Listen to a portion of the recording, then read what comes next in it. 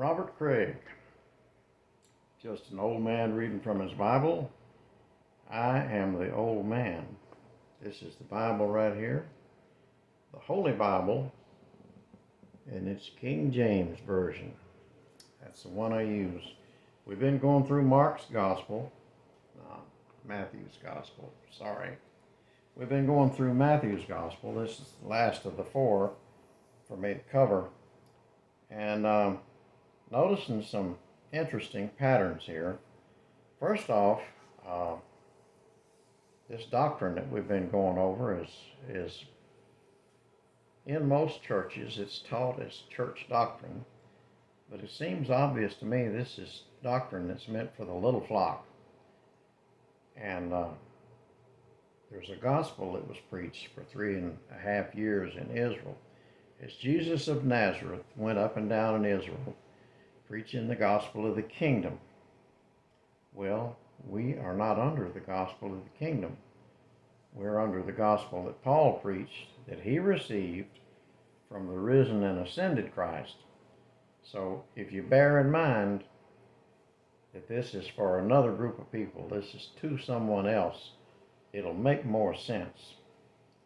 We left off at, finished up at chapter 7. We saw a lot of stuff that's taught in the church improperly. But let's pick up here in verse 15. He continues on, and he gives them a clue of how they can avoid a false prophet. And when a false prophet comes to the people he's talking to, not to the church today, when a false prophet comes to them, well, let's just get into it. You'll see. Verse 15, beware of false prophets. So this kind of indicates that during this time they're preparing for, which as far as they're concerned is the 70th week, which would be right around the corner on the prophetic timeline. Had it not been for the suspension of the prophetic timeline, they would have immediately went into the tribulation pretty soon after this. He says, beware of false prophets, which come to you in sheep's clothing, but inwardly they are ravening wolves. See, this right away, that tells you that there will be false prophets and that they're going to try to appear as one of the flock. See, the church today is not the flock. He's addressing the little flock, those who follow him and believe the kingdom gospel. That's why it's important to keep this stuff separated. They're going to try and appear to be one of the group, one of the genuine followers of Jesus, one of the sheep, figuratively speaking. But inwardly, they're ravening wolves. They're not going to show their true nature. In other words, they're going to tell these people what they want to hear, what they expect to hear. Verse 16, you shall know them by their fruits. Do men gather grapes of thorns or figs of thistles? It's a rhetorical question. You can take a thistle plant and disguise it as a fig tree, but it's never going to be able to grow figs. It's not a fig tree. Trees were made this way since the Garden of Eden. Every type of tree would produce fruit that had seed that would plant another tree of the same kind. So it was always after its own kind in production. And a grapevine, it's going to take a grapevine to produce grapes.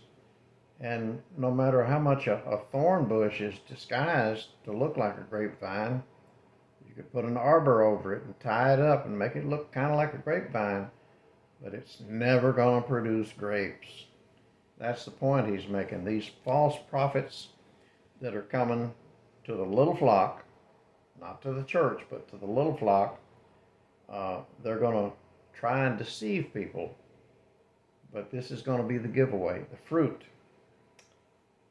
Verse 17, even so, every good tree bringeth forth good fruit. In other words, if it is an apple tree, it'll bring forth edible apples. But a corrupt tree bringeth forth evil fruit. There are trees that produce fruit nowadays that you might not want to eat. Verse 18, a good tree cannot bring forth evil fruit, neither can a corrupt tree bring forth good fruit. Every tree that bringeth not forth good fruit is hewn down, cast into the fire. Wherefore, by their fruits ye shall know them. And now we come to another passage that kind of points up how that salvation in the gospel of the kingdom, time and again, he is going to tie this to works. It is works based. And many of our people in churches today have been misled by hearing this applied to the church. So bear in mind, he's speaking to the little flock. This is their doctrine, and it'll make more sense. Verse 21, not everyone that saith unto me, Lord, Lord, shall enter into the kingdom of heaven, but he that doeth the will of my Father which is in heaven. Many will say to me in that day, and he's referring to that day at the second coming when there's going to be a judgment. There'll be a judgment of the nations, and there'll be a judgment of the sheep and goat.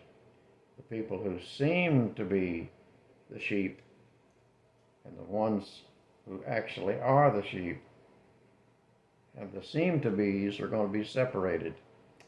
Many will say to me in that day, Lord, Lord, have we not prophesied in thy name? And in thy name have cast out devils, and in thy name done many wonderful works. And then will I profess unto them, I never knew you. Depart from me, ye that work iniquity.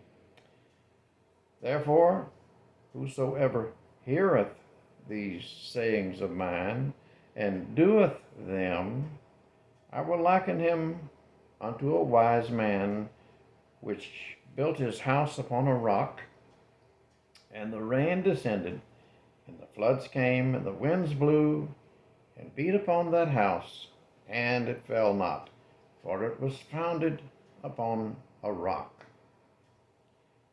He's using that illustration of the all-important part of building a house is the solid foundation. That's true in the world of home building, and it's true in the building of this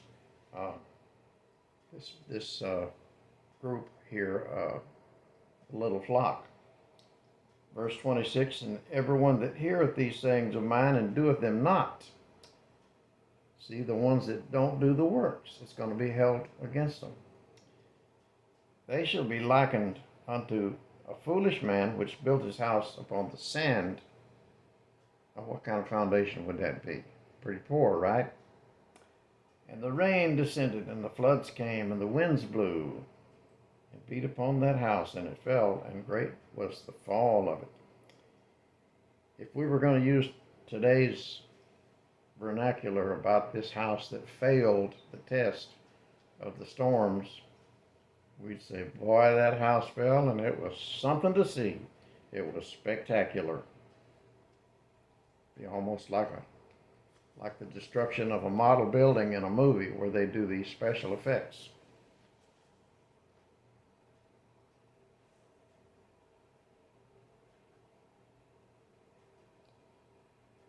And it came to pass when Jesus had ended these sayings, the people were astonished at his doctrine, for he taught them as one having authority and not as the scribes. Chapter 8. When he was come down from the mountain, great multitudes followed him. And behold, there came a leper, and worshipped him, saying, Lord, if thou wilt, thou canst make me clean. And Jesus put forth his hand and touched him, saying, I will. Be thou clean. And immediately his leprosy was cleansed. And Jesus saith unto him, See thou tell no man, but But go thy way, and show thyself to the priest, and offer the gift that Moses commanded for a testimony unto them. Well, have you stopped to think about what the gifts were?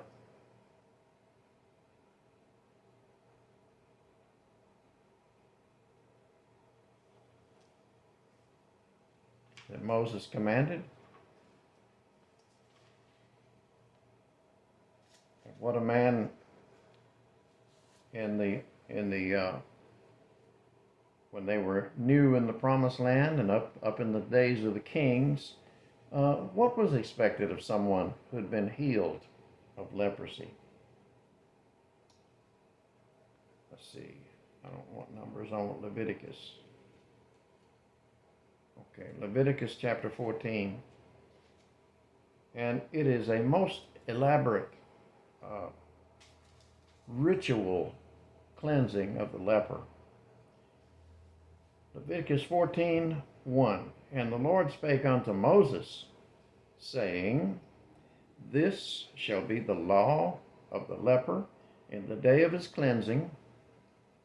He shall be brought unto the priest, and the priest shall go forth out of the camp, and the priest shall look. Now, why does the priest have to go out of the camp? A leper is not allowed within the boundaries of the camp. You have to know this.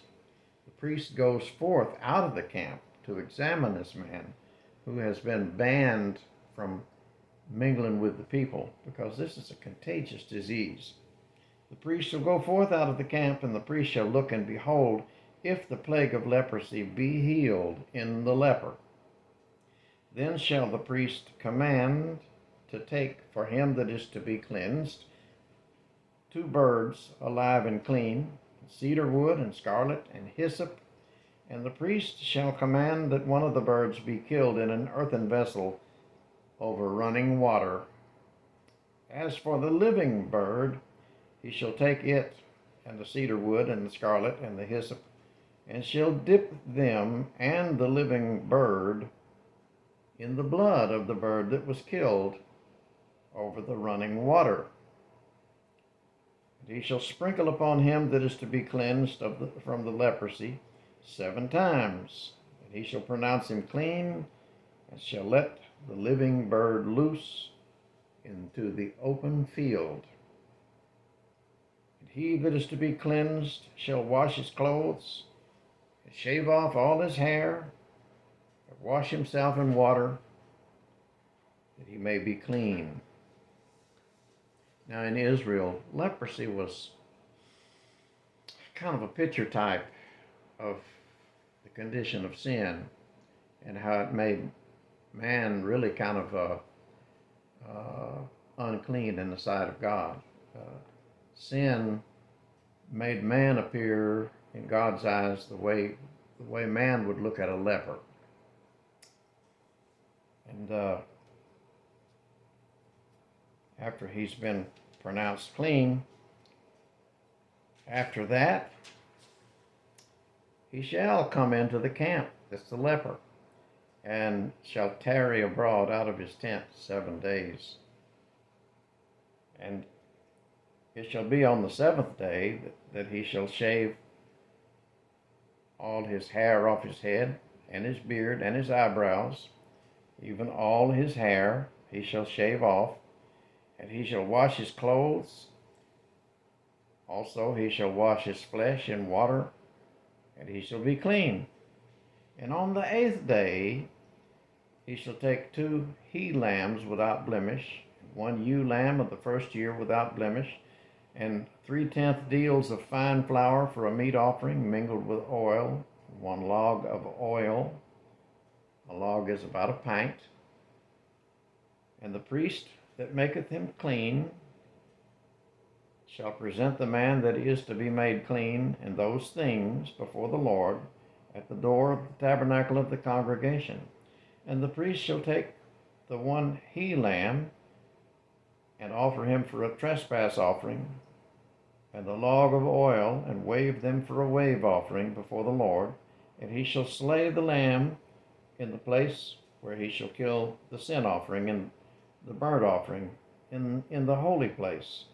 For as the sin offering is the priest's, that's where they got a lot of the meat they ate, so is the trespass offering. It is most holy, meaning that only a priest could eat of this meat. And the priest shall take some of the blood of the trespass offering, and the priest shall put it upon the tip of the right ear of him that is to be cleansed, and upon the thumb of his right hand, and upon the great toe of his right foot. And the priest shall take some of the log of oil and pour it into the palm of his own left hand.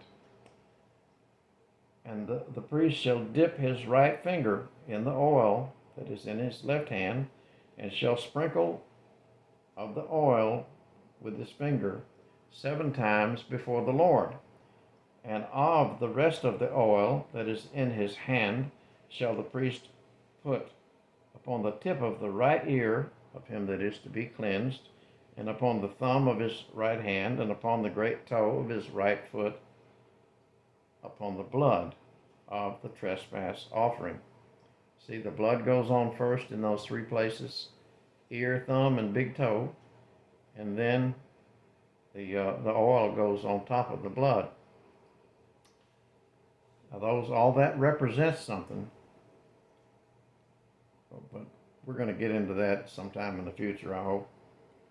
And the remnant of the oil that is in the priest's hand, he shall pour upon the head of him that is to be cleansed, and the priest shall make an atonement for him before the Lord. And the priest shall offer the sin offering and make an atonement for him that is to be cleansed from his uncleanness. And afterward he shall kill the burnt offering. And the priest shall offer the burnt offering and the meat offering upon the altar, and the priest shall make an atonement for him, and he shall be clean.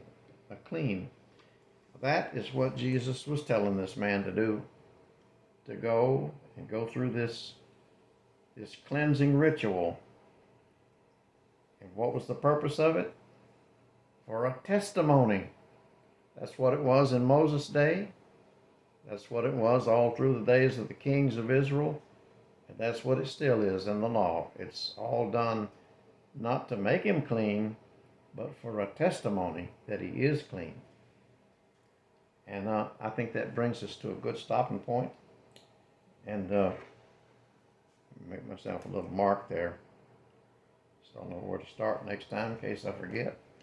But for now, I'll just say, may the Lord bless this reading of His Holy Scripture. And to you that watched this video, hope you got something out of it, and thanks for watching.